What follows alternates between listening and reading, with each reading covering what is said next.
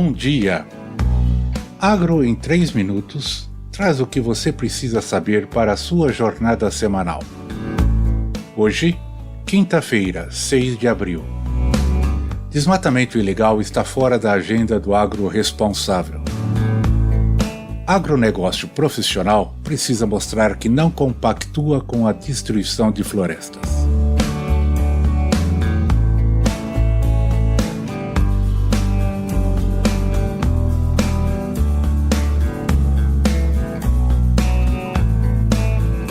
Este artigo é de autoria de Lígia Pimentel, o qual foi publicado no Forbes Agro, da rede Forbes Brasil. Ela é médica veterinária, economista e consultora para o mercado de commodities. Atualmente é CEO da Agrifato e analisa o desmatamento ilegal como um caso que deve ser enfrentado pela polícia.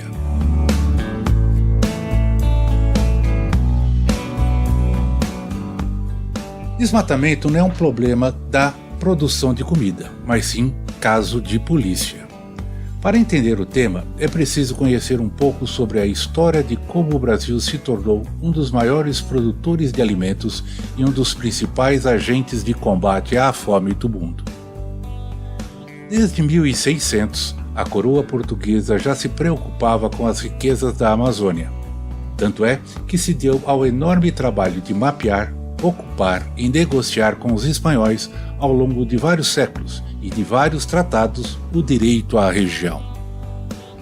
Já naquela época, o corte de árvores para a produção de madeira só podia ocorrer com autorização legal. Havia uma listagem das árvores que deveriam ser preservadas e é justamente daí que deriva aquela expressão famosa madeira de lei, que era a madeira protegida pela lei desde os primórdios desta ocupação portuguesa por aqui.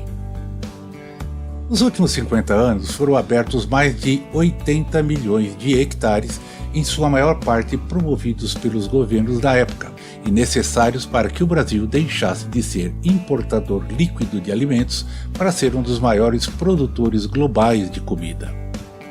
Ainda assim, nada disso aconteceu sem que houvesse lei para ser seguida.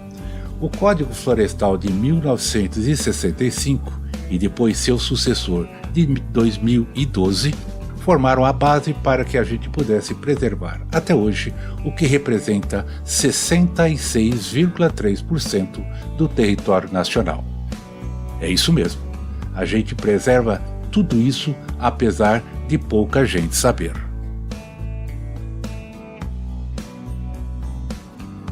Se considerarmos as dimensões continentais do Brasil, dá para se ter uma ligeira ideia do que isto representa. São mais de 5 milhões de quilômetros quadrados de Amazônia Legal, que compõem o maior ativo ambiental do planeta, de longe. Então, considerando esse ponto, não é difícil entender que a região amazônica seja palco de todo tipo de atividade ilegal que se possa imaginar. Para se ter uma ideia, tem municípios em que o tráfico de drogas emprega mais gente do que as atividades formais.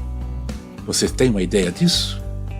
Sem infraestrutura pela própria natureza da preservação, bem como uma área imensa de florestas e de fronteiras de milhares e milhares de quilômetros, fiscalização se torna uma tarefa realmente hercúlea.